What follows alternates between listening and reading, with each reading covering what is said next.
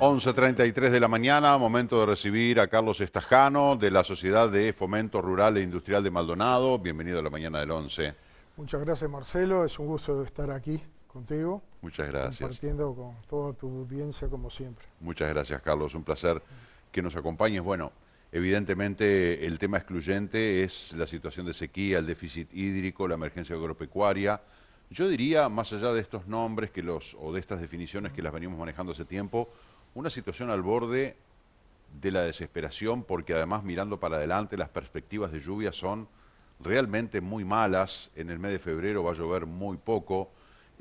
Maldonado además que, bueno, llovió un poquito en el litoral oeste, un poquito en Tacuarembó, pero Maldonado, ahora muy bien decía Carlos, en octubre del 22 el gobierno decretó la emergencia agropecuaria. Quiere decir que en octubre ya la situación era premiante para decretar la emergencia. Estamos en enero, pisando febrero, y la situación lo único que ha hecho es agudizarse. ¿Qué dicen ustedes en la sociedad? Se agudiza día a día. Te voy a dar un ejemplo, por ejemplo. Esta situación de que el fenómeno de la Niña ocurra por tercera vez en 70 años es algo anormal ya. Tercera vez consecutiva. Consecutiva. O sea, han ocurrido el fenómeno de la Niña 3 veces, solamente 3 veces en 70 años. O sea que ya partimos de algo anormal. Pero si también estamos viendo que estamos en una seca prácticamente continua, los datos de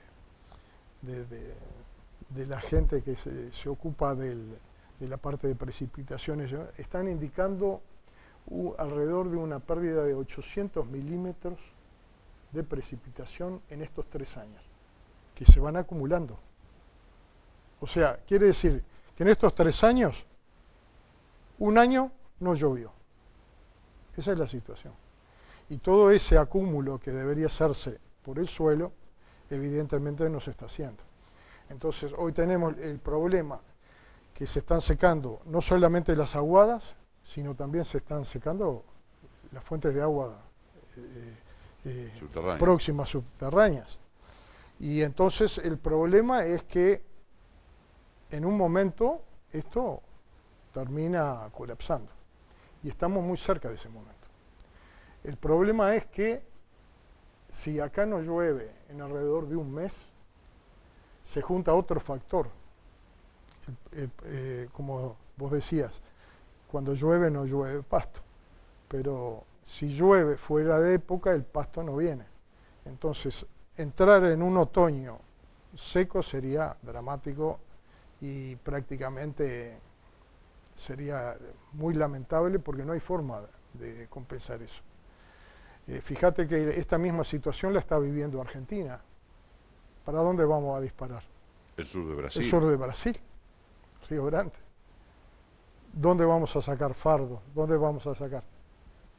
Todo se encarece. Las ayudas del gobierno, ¿verdad? El decretar la emergencia agropecuaria implica el acceso a préstamos, etcétera. Sí. Viene bien. Obviamente la pregunta es si es suficiente, la respuesta es no, obviamente. No, es evidente que no. Pero o sea, es lo que puede hacer un gobierno.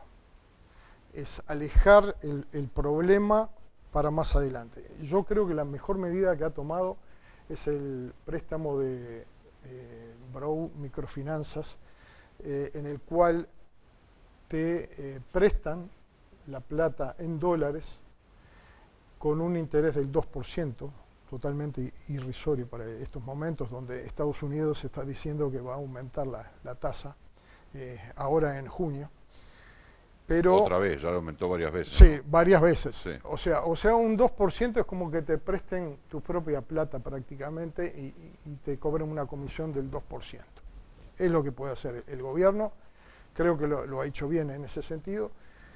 El préstamo consiste en pagar el 40% de ese préstamo en el 2024 y el otro 60% en el 2025. Totalmente lógico. Hoy ya más de 2.000 productores se han anotado. Creo que es la medida que más mueve el sector. ¿Cuántos productores rurales hay en el departamento de Maldonado? Por lo menos registrados o que Bueno, haya... no te quiero decir el número porque es una cifra que no estoy manejando actualmente, y, pero hay una variedad muy grande, sobre todo ahora que también se agrega las vendimias, los olivares, todo. Ha bajado sí un poco la parte de lechería, la ganadería sigue fuerte, el ovino está bajando un poco, pero más o menos el problema es para todos. Ahora, de repente, la gente en la casa no tiene ni la menor idea de cuántos productores. Yo no sé si son 100 o si son 2000. O sea, más o menos Sí. como para tirar el chico que caiga cerca. No ¿Qué te puedo diría? dar ese dato en el momento, porque a mí me gusta dar los datos. Decir, bien, son 874 son productores. tantos. Sí, sí. La mayoría, de todas maneras, la mayoría orientados a la ganadería, A la más que a la ganadería, agricultura, más acá que- en el departamento. Sí, sí, sí. Y dentro de la ganadería, más a lo que es el engorde que la lechería. O lechería es muy fuerte acá. No, la lechería es más débil acá. Es más bien ganadería. Sí. La parte de ganadería es la parte más fuerte. Ahora, eso de que el niño y la niña, ¿no? Que uno dice el niño y la niña son conceptos Sí. como inofensivos y sin embargo son realmente muy perversos. Sí. Porque la niña nos trae estas sequías infernales Sí. y el niño nos trae unas inundaciones Exceso de agua. atroces. Sí. Ahora dicen que se va a pegar la niña con el niño, o sea que de la sequía vamos a pasar O a sea, inundaciones. No, no creo. Ojalá. Ojalá. Te digo. No, pero las por el momento, inundaciones ojalá, porque tampoco. estamos en una seca que está complicada. Generalmente el cambio de la niña es un cambio gradual. Se empieza a llover de a poco y no es que cambia el niño enseguida. Eso depende de distintos factores a nivel mundial que no te lo puedo explicar ahora porque estaríamos todo el programa. Pero tiene que ver con la baja temperatura del Océano Pacífico, que eso provoca que haya menos evaporación. En ese momento se da la niña. Ese es el momento que estamos viviendo hoy. Ahora, tanto tiempo hace que escuchamos hablar del cambio climático, el calentamiento global, los gases de efecto invernadero, la emisión de dióxido de carbono, la reducción de los niveles, las promesas en las cumbres mundiales del clima, bla, bla, bla, bla, bla, bla. Estamos muy mal. Estamos muy No mal. hemos hecho los deberes como debíamos. Al contrario, hemos no solamente- empeorado la situación. Exactamente. La utilización indiscriminada de los recursos naturales. Sí. No, por parte sobre todo hay un recurso que está influyendo muy negativamente en todo lo que es el calentamiento global, que es el uso de combustibles fósiles. Eso todo el mundo lo sabe, pero todo el mundo mira para el costado porque es la fuente de energía de todas las economías. Desgraciadamente hoy se relaciona este fenómeno de la niña con un aumento de temperatura, o sea, un aumento en la evapotranspiración de los suelos. Es un combo que vamos a pagar todo este año y no sé si no el siguiente. Sí. Tanto en precios como... es totalmente desastroso esto. Yo le quería preguntar, ¿qué va a pasar? O sea, ¿qué va a faltar carne? ¿Van a faltar productos del En agro? primer lugar, ¿Los vamos a pagar carísimos? ¿Cuáles son las consecuencias para la economía doméstica? te hago un paneo. Hoy Europa está en guerra. El granero de Europa está en guerra. Menos oferta de productos alimenticios. El granero de Sudamérica está pasando una de las peores secas, que posiblemente sea la seca histórica más grande que haya podido pasar. Entonces, con esos dos datos y sabiendo que África hoy ya tiene problemas de hambruna, evidentemente a nivel mundial, la parte de alimentos va a ser muy requerida y con una oferta muy escasa. Entonces lo que se ve en la perspectiva es un aumento sustancial de los commodities, como por ejemplo los alimentos sobre todo, y evidentemente en esa situación van a aumentar los precios. ¿Sí? Estados Unidos no fue nombrado y tiene la cápsula de alimentos para una eventual guerra nuclear o tercera guerra mundial, qué sé yo. Como que allí estarían guardados los insumos alimenticios para la humanidad. ¿Qué sé Sí, yo? hay que ver si es cierto, ¿no? Hay que ver si es muy... cierto y además, digo, yo que sé, a mí me parece muy fantasioso, Sí, muy sí, novelesco, sí, muy de Julio Verne pensar en ese tipo de cosas, ¿no? claro. Pero en definitiva estamos en un problema grave. El tema es cómo nos adaptamos, porque a ver, si nos logramos levantar de este tropezón y de esta caída, bárbaro. El tema es que van a venir otros obstáculos cada vez Exactamente. peores, porque se habla de que estos fenómenos climáticos van a ser cada vez con mayor frecuencia, no es que Mayor pasen una frecuencia. o dos veces al año, se van a repetir más veces y la intensidad va a ser mayor. Las Exacto. secas más agudas, las inundaciones más graves. Entonces decimos, bueno, ¿y qué hacemos? Porque está bien, hoy vamos a ver cómo lo arreglamos de alguna manera, pero y mañana va a pasar lo mismo, y Sí, pasado sí. también. ¿Y qué contingencia hay a futuro? Y bueno, yo creo que a nivel mundial va a haber que tomar medidas drásticas, por ejemplo, la regulación del uso de los combustibles fósiles como primer medida para evitar el aumento de este cambio climático que ya es sostenido en el tiempo y día a día vemos las consecuencias. Por otro lado, si no se toman esas medidas, y bueno, estaríamos asistiendo a una crisis mundial. El aumento de 1 o 2 grados no es posible resistirlo la humanidad entera. Imagínate, cambiaría todas las reglas. Hay lugares que hoy son desiertos, no sé cómo se comportarán en el futuro, porque eso depende de todos los vientos que se originen, pero hay lugares que, como Uruguay, que están en una zona más benévola, porque es una zona intermedia, que puede tener afectaciones muy graves, sobre todo con estos cambios en temperatura. Claro, el aumento de la temperatura, que de alguna manera va a traer derretimiento de polos. Ya hemos visto desprendimiento de glaciares en el polo norte. El otro día vi un video, se desprendió un glaciar que tiene la superficie de Francia por 5. Sí. Entonces, o de París por 5. Uno ve el video y es una rajadura eterna, ¿no? Y cómo se desprende esa mole de hielo, que bueno, más allá de los peligros que pueda provocar en la navegación, porque después se va fraccionando, etcétera, está el aumento de los niveles del agua, que va a ir ganando territorios en los continentes, que mucha tierra que hoy es habitable va a quedar sumergida. O sea, la película del día después de mañana... Sí, no.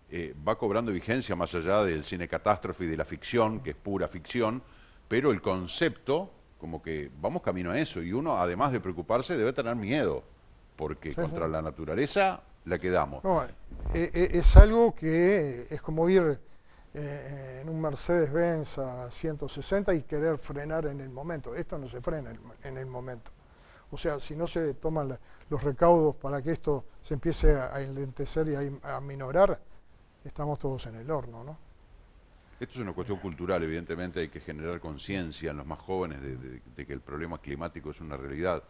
Pero bueno, ahora por ejemplo Brasil tenemos el gran problema de la deforestación del Amazonas, Claro. o de la Amazonía, Sí. que eso ha generado un cambio brutal, ¿no? Porque todo el fenómeno de la evaporación, de la generación, más allá de la generación del oxígeno, de lo verde. Y la captura de ese CO2 que estamos liberando nosotros Exactamente. en los combustibles fósiles. Exacto. Sobre todo ese aspecto.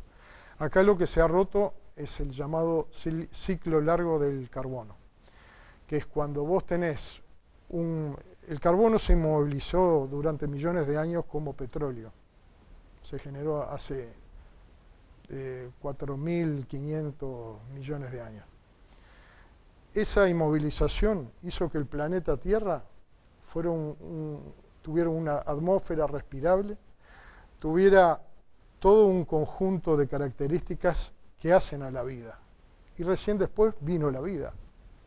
Entonces, nosotros estamos haciendo una regresión a ese momento. Estamos haciendo lo contrario a lo que hizo la naturaleza. Usamos algo que estaba enterrado, que no nos convenía que estuviera en la atmósfera, lo liberamos, producimos CO2, aumenta la temperatura y ese es el resultado que hoy tenemos, desgraciadamente. Evidentemente, una vez más, la mano del hombre, y digo del hombre como ser humano, es lo más destructivo que hay. Ni que hablar. Porque evidentemente solamente la mano del ser humano lo que ha provocado esta destrucción, y parece, yo no sé si es por la ambición, si es porque ya no puedo dar marcha atrás, no sé por qué no se puede El ambiente detener. no compite con la economía. No compite.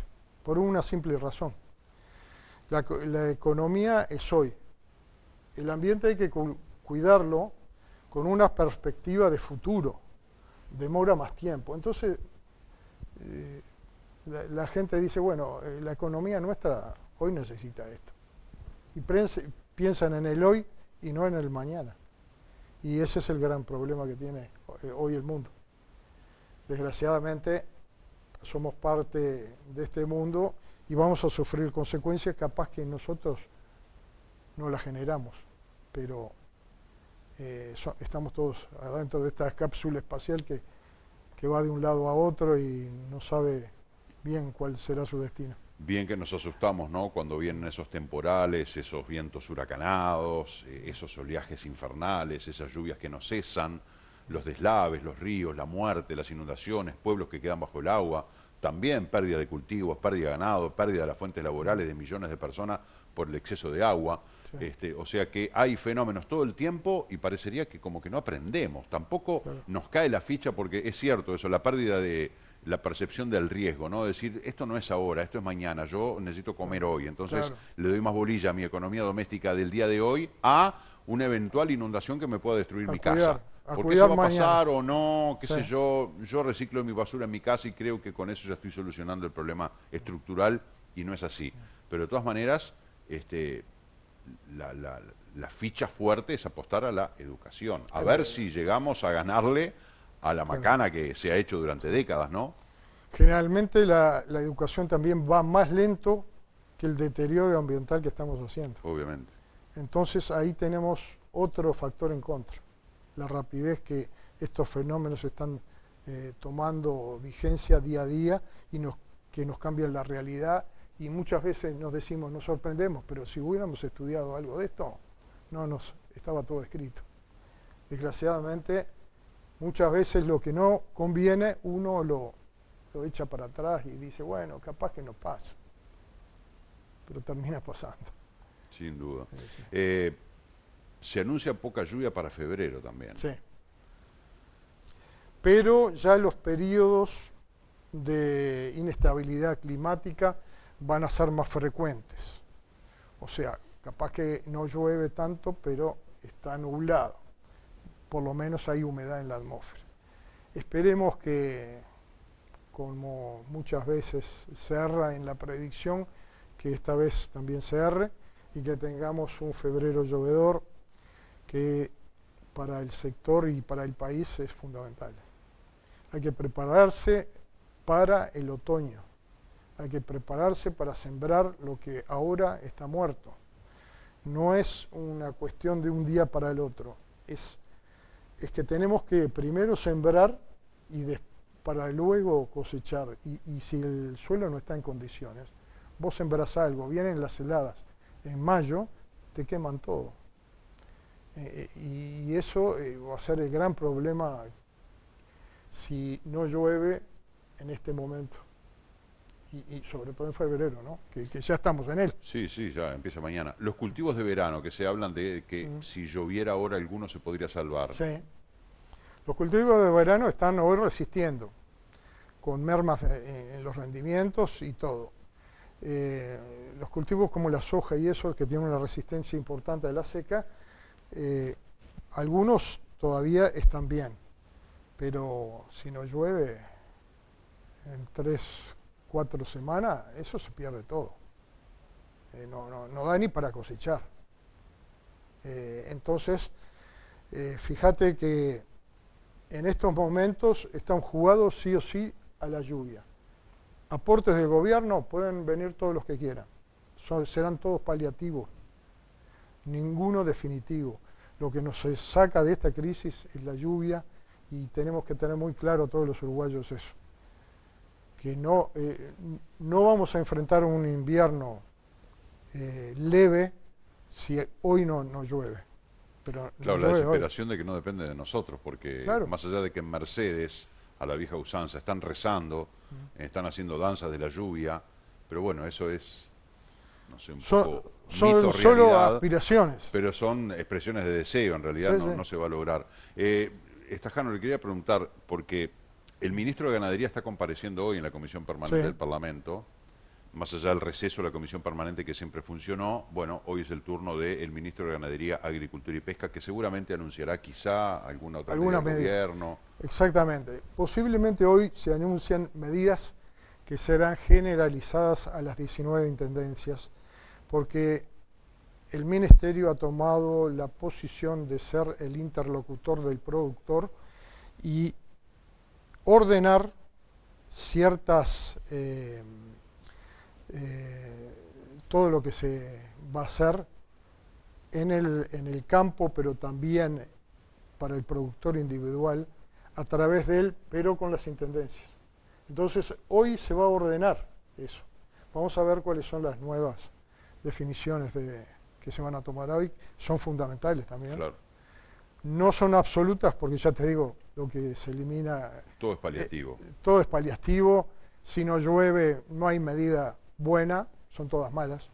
O sea que estamos, como quien dice, esperando que llueva. Seamos optimistas porque además esto no es solo a los productores, que en algunos aspectos, alguna situación, bueno, esto afecta a los productores como tales y de todas maneras igual en algún momento va a impactar en la población. Nos afecta a todos. Nos afecta a todos, toda la porque economía. nosotros vivimos de la producción agropecuaria, ganadera, etcétera, etcétera, como de repente la industria del turismo, ¿no? Con fronteras cerradas ya vimos lo que pasó, con 30 días de lluvia en enero ya hemos visto lo que pasó, entonces cuando se depende de esa fuente, cuando se ve afectada, evidentemente nos va a impactar a todos.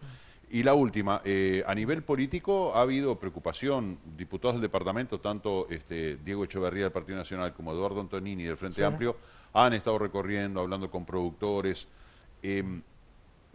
Obviamente que eso está bueno, ¿no? Que el sistema político se ocupe. Ahora, ¿no es mejor reunir los esfuerzos, sino que salga uno por acá, el otro por allá? Bueno, que todos van a ir a aportar al mismo lugar, pero... En la parte política, vos lo sabés casi igual que yo. Cada uno quiere tener su beneficio. Entonces, en ese caso, por separado, viene el beneficio.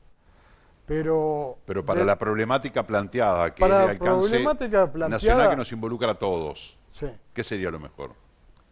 Y lo mejor sería una política a largo plazo, una política que le dé certezas al productor, que le diga, bueno, vamos a hacer pozos semisurgentes, tenemos un plan nacional que lo va a continuar el día de mañana el Frente Amplio o quien esté.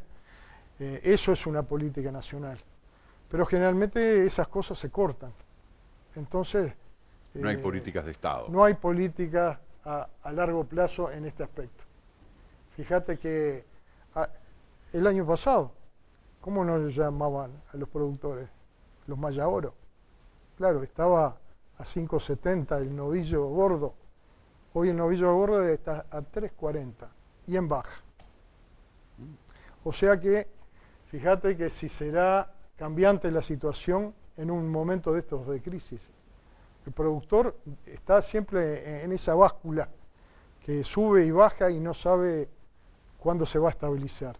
Y en estos momentos donde el clima está ejerciendo una fuerza muy grande y cambios continuamente, estamos, como quien dice, en un tembladeral que no se sabe para dónde se va a ir. Tengo que cerrar la entrevista y me acordé de una pregunta más, y era si para los productores o los productores ven con buenos ojos esta opción de las plantas desalinizadoras, que se está pensando para el tema del agua potable, ¿no? Del consumo para la población.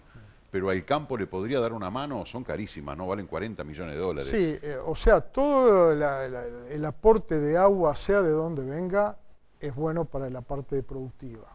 Las desalinizadores lo que tienen que el costo de producir una tonelada de agua o 1000 litros de agua es muy alto, ¿no? Se necesita mucha energía, claro. Y todo eso. Pero cualquier aporte en el aspecto agua, bienvenido sea. Carlos Estajano, gracias por acompañarnos esta mañana. Bueno, Marcelo, muchas gracias. Un saludo a todos y especialmente decirle a los productores que no aflojen. Que estas cosas ya las vivimos varias veces, que las vamos a seguir viviendo, que tienen a la Sociedad Fomento de Maldonado recepcionando todas las dudas que tengan y los beneficios que pueda dar el Ministerio y también el Gobierno. Y que con ella se comunique y recepcionaremos sus mensajes y les daremos la ayuda que está a nuestro alcance. ¿Es peor esta seca que la del 2009 y la del 89? Mucho peor. Mucho Primero que esta todavía no terminó. Sí, claro. Esta seca viene de 2 secas anteriores. Y te decía, el nivel que se perdió en estos 3 años acumulado en la Tierra Sí, son 800 800 milímetros. Un año entero sin llover. Tenemos que tomar esa conciencia. No es difícil, changa. pero bueno, hay que seguir machacando sobre Claro. el mismo clavito. Gracias, Carlos. Muchas gracias, Marcelo. Un placer. Señores y señores, hacemos la pausa, 11:58, ya venimos.